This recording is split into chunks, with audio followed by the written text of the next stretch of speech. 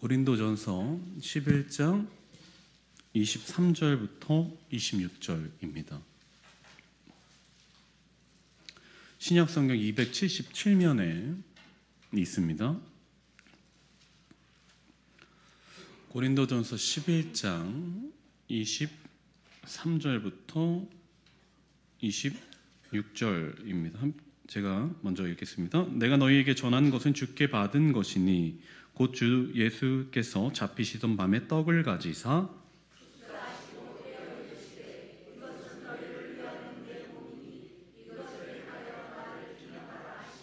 식후에 또한 그와 같이 잔을 가지시고 이르시되 이 잔은 내 피로 세운 새 언약이니 이것을 행하여 마실 때마다 나를 기념하라 하셨으니 너희가 이 떡을 먹으며 이 잔을 마실 때마다 주의 죽으심을 그가 오실 때까지 전하는 것이니라. 아멘.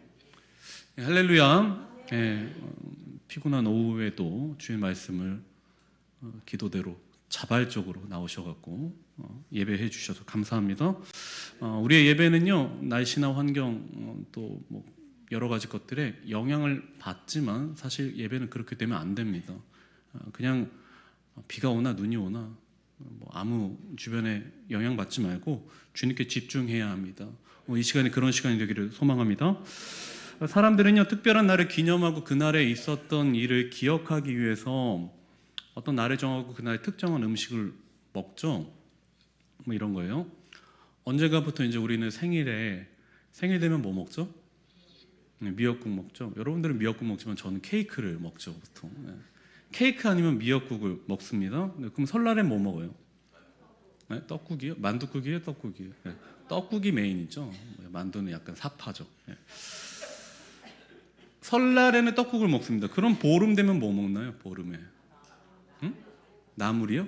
여러분 먹는 얘기하니까 막 눈이 반짝반짝거리고 뭐 잠에서 막 깨어나고 맞아요. 뭐 부럼도 먹고 나물, 그리고 또 뭐예요? 밥 오곡밥 해가지고 먹고 또 그렇죠?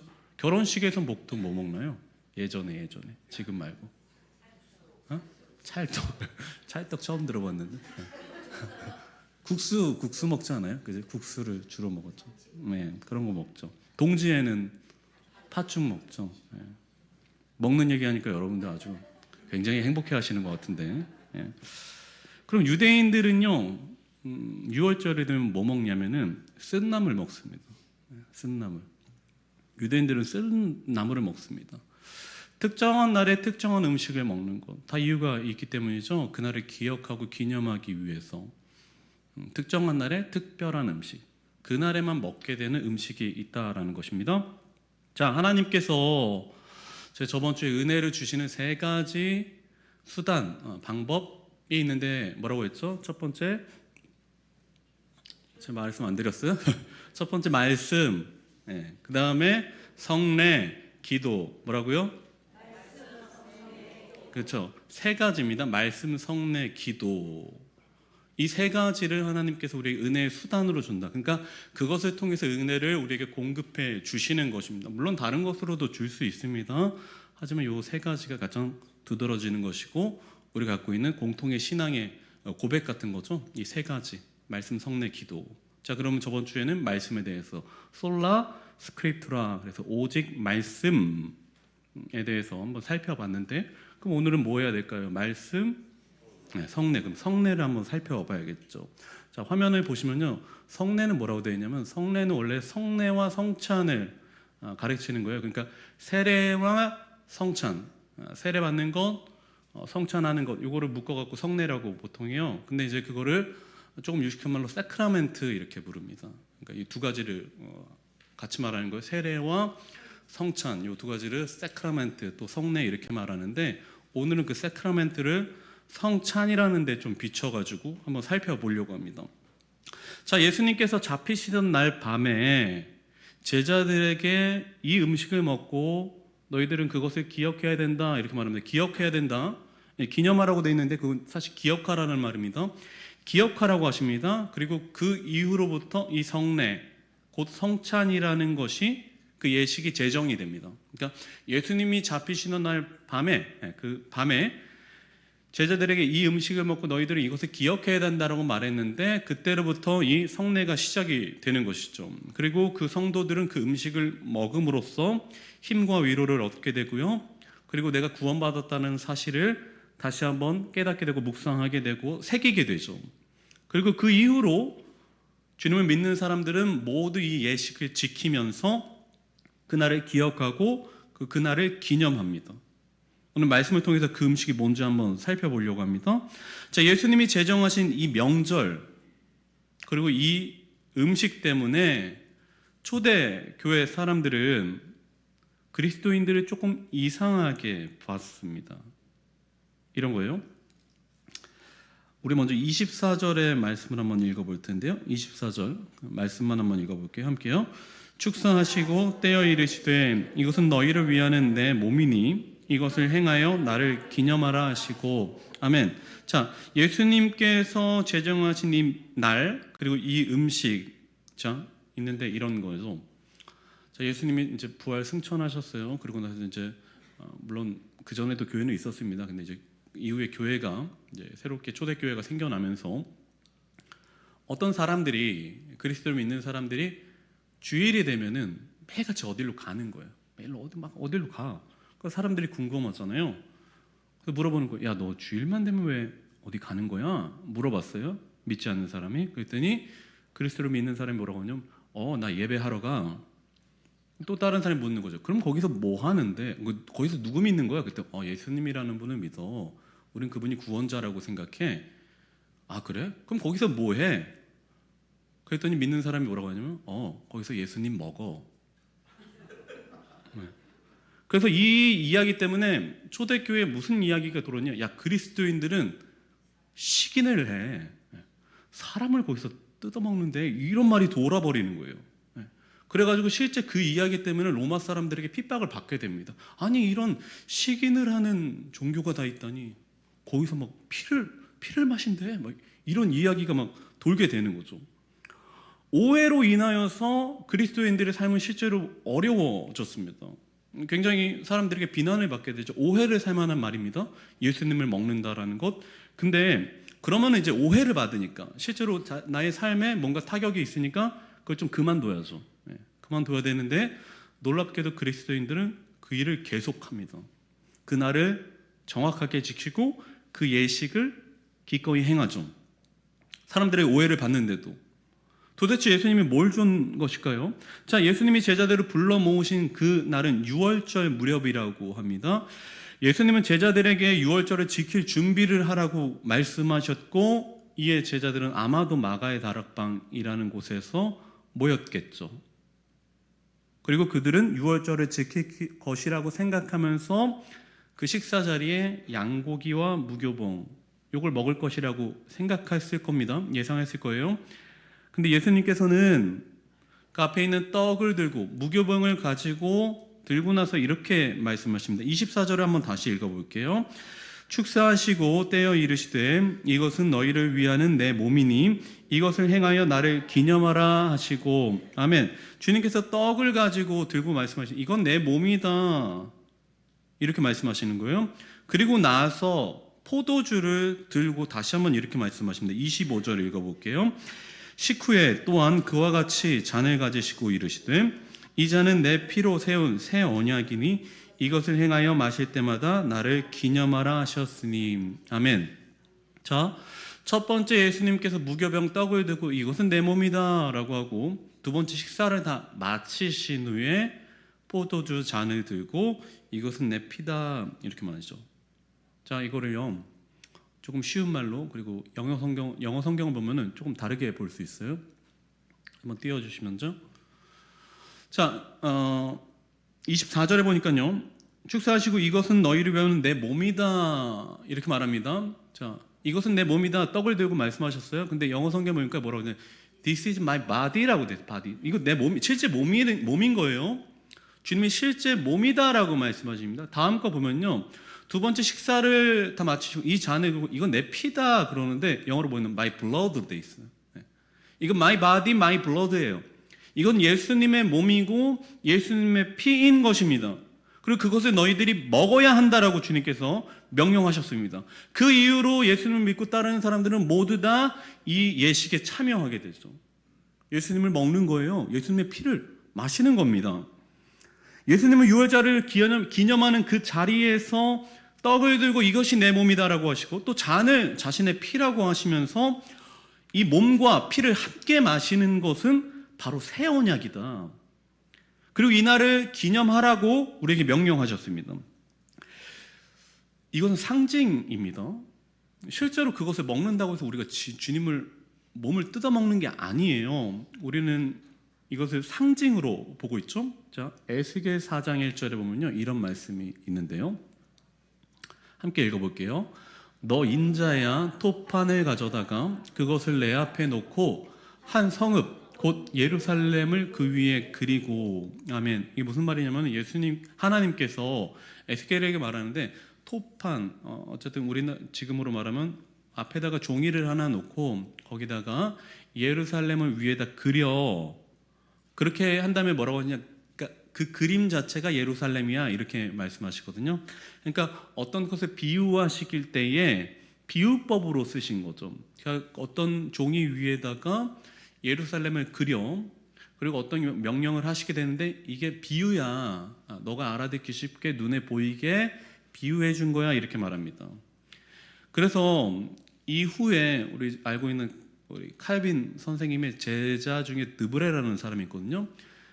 그분이 뭐라고 그러냐면은, 다음 한번 띄워주시면요, 예수님께서 제정하신 그 빵이 뭐냐 우리 한번 읽어볼게요. 톱판에 예루살렘을 그린 후 그것이 예루살렘이라고 하셨듯이 빵은 몸을 상징하는 것이다. 네, 이렇게 아주 정확하게 말합니다. 예수님께서 드셨던 그 무교병 그 빵은 예수님의 몸을 상징하는 거죠. 이게 실제 몸은 아닙니다. 가톨릭은 이거 진짜 몸이라고 생각합니다. 그래가지고 성도들한테는 빵을 주고 피는 안 주죠. 왜냐면 흘리면 안 되니까. 가톨릭에서는 예수님의 잔을 먹지 않죠. 그거 다 신부들 자기네끼리만 먹죠. 유월절에 이스라엘 백성들이 어린 양을 죽여가지고 그 피를 문설주에 바르죠. 그리고 어린 양고기를 먹은 다음에 그 후에 애굽에서 구원을 받게 되죠. 유월절은 하나님의 어린 양이신 예수님이 십자가 보혈과 찢으심, 그 몸을 믿어 죄에서 구원받는 모든 성도를 예표하는 그림자였다라는 것입니다. 그러니까 유월절 어린 양의 피는 바로 예수님을 상징하는 십자가 보혈의 능력이었고, 그것을 바른 집은 그 패스오버, 유월을 하는 거죠. 그래서 그것은 앞으로 오실 예수님을 상징하는 하나의 그림이었다. 그래서 우리는 그것을 예표라고도 말하고 그림자 이렇게도 말하죠. 그러니까 주님께서는 어떤 것을 지금 상징하고 있는 거예요. 떡은 내 몸이고 이 포도주는 내 피다라고 상징하고 있는 것입니다. 제자들은 그때 그 말이 뭔지 잘 몰랐어요. 하지만 예수님께서 십자가에 달리고 돌아가신 이후에, 부활하신 이후, 승천하신 이후에 성령을 통하여서 그 참 의미를 깨닫게 됩니다. 그래서 초대교회 이후에 계속해서 이 성찬을 주님께서 명령하시고 기억하라고 하셨기 때문에 이 새 언약을 계속해서 행하고 있는 것이죠. 지금까지도 하고 있지 않습니까? 26절을 한번 같이 읽어볼게요. 오늘 말씀입니다. 26절입니다. 너희가 이 떡을 먹으며 이 잔을 마실 때마다 주의 죽으심을 그가 오실 때까지 전하는 것이니라. 아멘. 이 떡을 먹고 이 잔을 마실 때마다 주의 죽으심을 그가 오실 때까지. 그러니까 이 성찬, 이 세크라멘트는 언제까지 하는 것이냐? 바로 예수님이 오실 때까지 하는 거예요. 그때까지 우리에게 주어진 명령입니다. 식인을 한다라는 오해를 받고서도 성찬을 멈출 수 없었던 이유는 바로 그것이 예수님께서 직접 제정하신, 직접 베푸신 성찬, 그것이 굉장히 우리의 믿음을 강하게 하는 수단이 되기 때문입니다. 예수님의 생명, 그리고 그분께서 우리의 죄를 용서해 주셨다는 속죄, 그리고 지금도 우리와 함께 하신다라는 은혜, 이것이 내 안에 막 흘러 넘치는 놀라운 예식이었기 때문에 그게 초대교회 이후로 계속해서 우리에게 전해지고 있는 것이죠. 그래서 최근에 어떤 교회의 동향을 보면요, 이 예배의 성찬을 굉장히 강화시키는 운동들이 많이 나타나요. 이제 보통은 이제 성찬을 뭐 어떤 절기나 분기 뭐 1년에 해봤자 뭐 2번, 3번 이렇게 하는데 요즘 어떤 교회들은 최소 한 달에 한 번 아니면 매주 해요. 매주. 근데 그거를 성도들이 굉장히 뭐랄까 즐겁게 그리고 행복하게 은혜로서 받는다라는 이야기를 제가 듣고 있습니다. 왜냐하면 그 성찬이 갖고 있는 힘이 굉장히 강렬하기 때문에 그래요. 단순히 먹고 마시는 것이지만 그 안에 성령께서 우리를 들어 올려가지고 하나님 예수님께로 가지고 가는 이 움직임이 있거든요. 그래서 우리는 그것을 단순히 먹고 마시는 걸로 생각하지만 그 안에 성령께서 살아 움직임을 통하여서 우리에게 굉장히 강력한 은혜를 주시는 것입니다. 제 모교에서는 포도주를 직접 담궜었어요. 여러분도 그렇게 하셨는지 모르겠지만 옛날에는 포도주스가 구하기 더 어려우니까 포도를 직접 키워갖고 담궜었어요. 그러니까 어느 정도 지나면 그게 약간 좀 알코올 성분이 나중에 있게 되죠. 그래서 저는 그 첫 성찬을 했었던 그 날을 잊을 수가 없어요. 요만한 잔에다가 포도주를 제가 줬는데 제가 이제 중학생 때였죠. 홀짝 마셨는데 야 여기서부터 착 타고 들어가는 그 맛 있죠. 예. 칙칙 하는 식도를 타고 들어가는 그 화끈거림. 굉장히 강렬하게 지금까지도 기억하고 있습니다. 자, 그럼 성찬이라는 것은 주님이 오실 때까지 해야 된다라는 의무가 우리에게 있고 그것은 굉장히 우리에게 은혜를 주는 강력한 하나님의 수단이라는 것을 우리가 알게 되었습니다. 자, 성찬이 이토록 중요한 예식이기 때문에 교회는 세례받은 성도만이 성찬에 참여할 수 있도록 했습니다. 그러니까 한간에 어떤 큰 교회에서 새로운 성도가 갔는데 그 성찬 떡 안 주고 포도주 안 줘갖고 삐져가지고 집에 갔다 이런 말 여러분 많이 들어보셨죠? 그러니까 성찬이라는 것은 성도들만 받을 수 있죠. 세례받은 성도들에게만 주님께서 베풀어 주시는 은혜라는 것이죠. 그의 몸과 피에 참여하는 것으로 예수님의 사랑과 그분의 순종 그리고 그분의 속죄함을 우리가 느끼게 되는 것이죠. 그래서 실제로 그것을 참여하지 않으면 내가 성도인데 교회에 성찬이 있어요. 근데 그날 참여하지 않잖아요. 그럼 정죄받습니다. 실제로. 징계받을 수 있어요. 왜냐하면 그것은 주님께서 우리에게 베풀어 주신 예식일 뿐만 아니라 성도들이 반드시 해야 하는 하나의 징표, 예표이기 때문에 그거 안 하면 여러분 벌 받습니다. 나이가 적은 아이들은 아직 입교하지 못하여서 성찬에 참여할 수 없는 사람이 있을 수 있죠.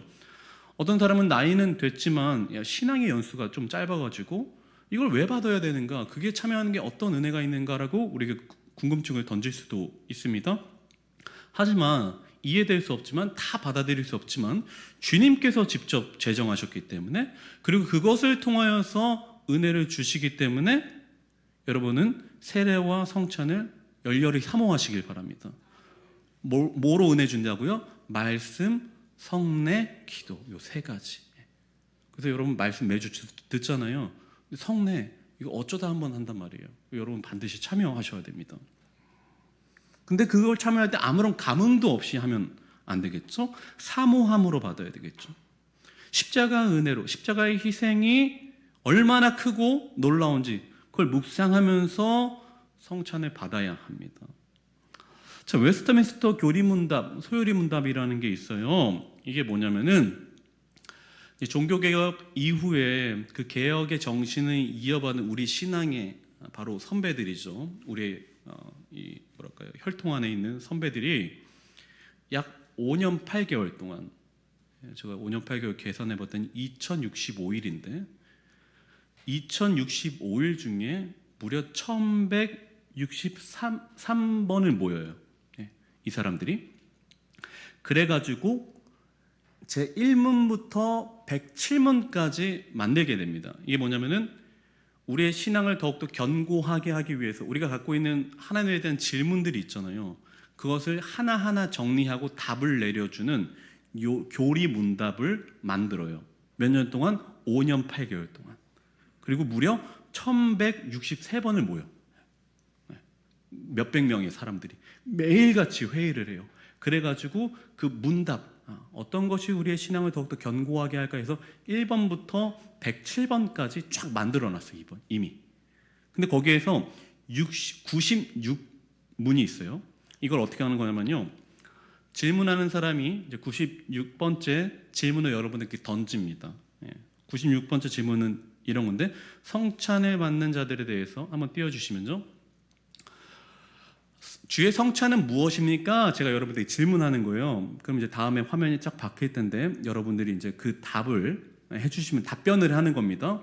그래서 질문과 답이 오고 가는 거예요. 그게 1번부터 107번까지 있는데 96번이 이 성찬에 관한 거예요. 제가 한번 질문해 볼게요. 여러분이 답을 하는 겁니다. 자, 여러분, 주의 성찬은 무엇입니까?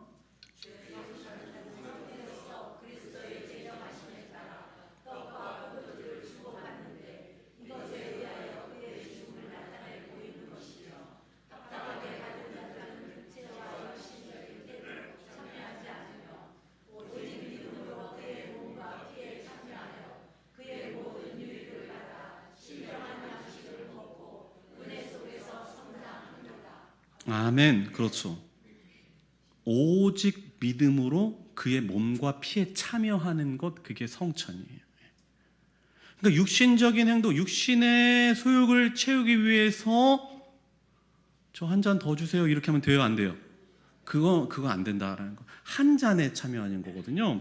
그래서 우리 육신의 마음을 가지고 거기에 참여하는 것이 아니라 감사함으로 그것을 받되 오직 믿음으로써 주님의 성찬에 참여하는 것이 바로 성도의 바른 본분이다, 이렇게 설명할 수 있습니다. 자, 근데 말씀이라는 것은요, 사실 엄밀히 말하면 두 가지로 나누게 돼요. 종교개혁자들은 말씀이 두 가지가 있어. 근데 뭐가 있냐면, 첫 번째, 보이는 말씀이 있고 안 보이는 말씀이 있어, 이렇게 설명을 합니다. 이게 무슨 말인고 하니, 하나는 설교이고 하나는 성찬이라는 거예요. 말씀이 두 개 있는데, 하나는 설교이고 이것도 말씀이고, 그 다음에 성찬, 우리가 지금 먹고 마시는 거, 그 성찬도 말씀이다. 그래서 이 두 가지가 있다 말합니다. 자, 근데 제가 보이는 말씀이 있고 보이지 않는 말씀이 있다고 그랬어요. 자, 그러면 설교는 보이는 걸까요, 안 보이는 걸까요? 안 보이는 걸? 성찬은요? 설교는요, 안 보이는 말씀이에요. 그러니까 보이지 않는 말씀이 설교입니다. 왜냐면은 이거 그냥 말로 전달되는 거잖아요. 눈에 안 보이잖아요. 그죠? 물론 성경이 있지만 두 의미를 나눈다면 그렇다라는 겁니다. 그러면 성찬은 뭔가 눈에 보이는 말씀이죠. 네. 눈에 보이잖아요. 떡과 포도주가.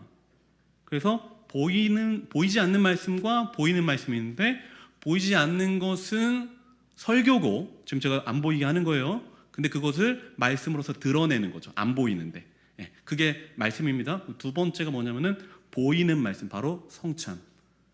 예수님의 떡과 피에 참여하는 것, 그게 우리 눈에 보이는 것이죠. 여러분, 인간의 믿음은 연약합니다. 흔들흔들거립니다. 여기 만약에 뭐가 있다? 여기다 흔들흔들거려요.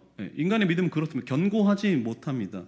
근데 흔들거리는데, 하나님께서는 성찬을 통해서 스스로를 우리의 수준으로 낮추시고, 흔들리는 우리의 믿음을 어떻게 하냐? 이게 흔들리잖아요. 그럼 어떻게 해야 돼요? 여기다 밑에다가 하나를 괴야 되죠. 우리 하나님께서는 우리의 이 흔들리는 믿음을 뭘로 괴십니다. 그리고 그걸 받쳐줘요. 그래서 맞도록 하십니다. 그게 뭐냐? 바로 성찬이에요. 우리 여러분 막 믿음이 흔들리잖아요. 그래서 주님, 내일 교회 갈까 말까 이럴 때에 성찬을 하게 되면요, 그 흔들리는 믿음을 어떻게 하냐? 주님이 견고하게 막아주시는 거예요. 그게 성찬의 효능입니다. 우리 눈에 뭔가 보여야지 인간이 믿어요. 그래서 물론 설교를 통해서도 하나님께서 은혜를 주시죠. 근데 눈에 보여야지 사람들이 자꾸 믿는단 말이에요. 근데 하나님은 그것을 우리를 정말로 잘 알고 계시기 때문에 눈에 보이는 말씀, 바로 그 성찬을 우리에게 주신 것입니다. 그래서 교회는 설교, 보이지 않는 말씀과 성찬, 보이는 말씀을 함께 먹고 누리며 나를 살찌우고 성장시키는 거죠. 사람들이 맛있는 음식을 먹기 위해서 줄 섭니다. 건강한 영양식을 채우기 위해서 수많은 제품들을 사서 먹습니다. 수고를 하는 것이죠. 그렇다면 우리는 우리의 몸과 영혼을 살찌우기 위해서 뭘 해야 합니까? 바로 하나님의 보이지 않는 말씀과 보이지 않는 말씀을 먹어야 되는 것이죠. 하나님 나라 백성은요, 교회 안에서 바른 성찬과 그것을 행함을 통해서 주님께서 주시는 약속된 은혜를 누릴 수 있게 됩니다. 예수님이 이 땅에서 사역하실 때 많은 사람들이 따라다녔습니다. 그러나 예수님은 그때에 분명하게 사람들을 구별하십니다. 12 제자와 그리고 무리들, 그리고 수많은 군중들을 구분하십니다. 요한복음 6장 66절 그리고 68절까지 한번 읽어보겠습니다. 요한복음 6장과 66절, 68절. 네. 없다고 그러네요. 제가 한번 읽어볼게요. 여러분 잘 들어주세요. 그때부터 그의 제자 중에서 많은 사람들이 떠나갑니다. 다시 그와 함께 다니지 아니합니다. 예수께서 12 제자에게 이르시되 너희도 가려느냐? 시몬 베드로가 대답하되 주여 영생의 말씀이 주께 있사오니 우리가 누구에게로 가오리까? 아멘. 무슨 말이냐면은 많은 사람들이 주님을 따라다녔습니다. 근데 어느 시간이 지나자마자 주님을 거부하죠.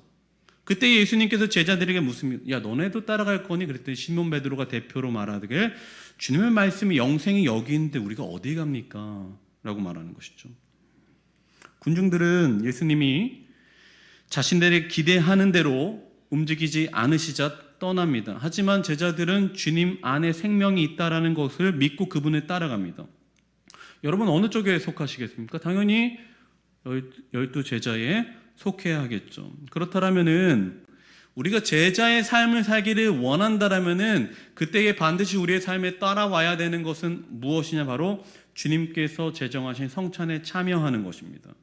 바른 성찬을 할 때에 우리의 영혼이 살찌게 되고 건강하게 되고 힘을 얻게 되고 우리 안에 흔들리는 믿음이 정확하게 바로 설 수 있게 되는 것입니다. 여러분 믿으십니까? 여러분 주님의 은혜를 사모하기를 원합니다. 여러분 이 한 주간 이 말씀을 여러분들 잘 묵상해 보시기 바랍니다. 그리고 나서 우리가 주님 아버지 앞에 그 마음의 결단을 해야 됩니다. 주님께서 주신 이 두 가지 말씀이 있는데 우리 매주 주님의 보이지 않는 말씀을 듣습니다. 우리 12월 이제 중순이 되면은 성찬을 하게 될 것입니다. 여러분 그때 반드시 참여하십시오. 그 가운데 주님께서 여러분들이 반드시 은혜를 주실 것입니다. 지금까지 또한 얻지 못하였었던 놀라우신 기쁨을 여러분들에게 부어 주실 것입니다. 그래서 그 성찬을 통하여서 여러분 힘을 얻으시고 우리 그 보이는 말씀을 통해서 우리 주님께서 여전히 우리와 함께 하시고 살아계시는구나 이 고백을 주님께 드리게 되는 우리 모든 진리의 성도들이 되기를 축복합니다. 기도하겠습니다.